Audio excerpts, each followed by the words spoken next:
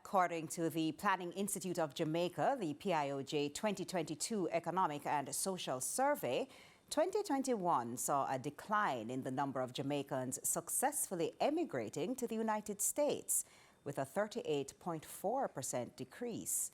However, stakeholders in the immigration field are raising awareness that dependent on the outcomes of the U.S. presidential elections, that number may be reduced even further. Joel Croskill reports on the recent Jamaica Immigration Summit.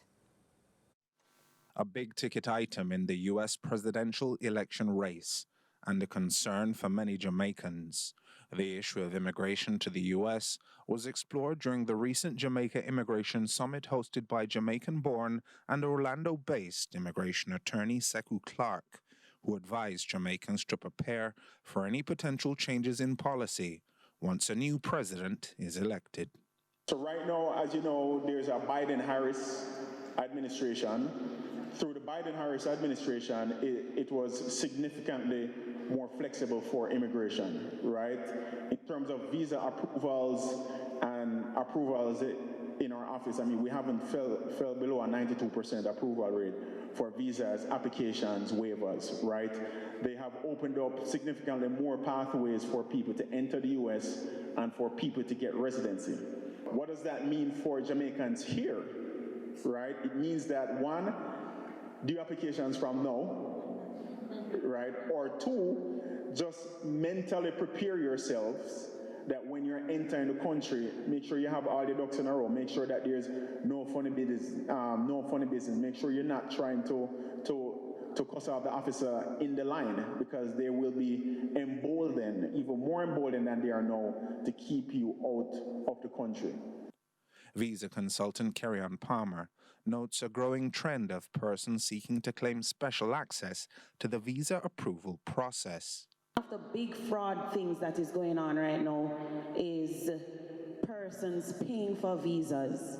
There is absolutely no link at the embassy. Let me debunk that. There is no link at the embassy.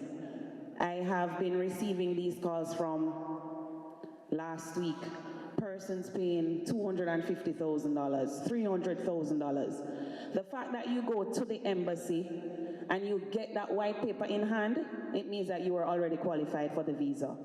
Always find out. I remember I want to say in October of last year, for around 3 weeks, I got probably over 50 people who probably used the same agency, and they got their visas, and then subsequently, probably like a month later, everybody got a cancellation. Visa canceled, visa revoked.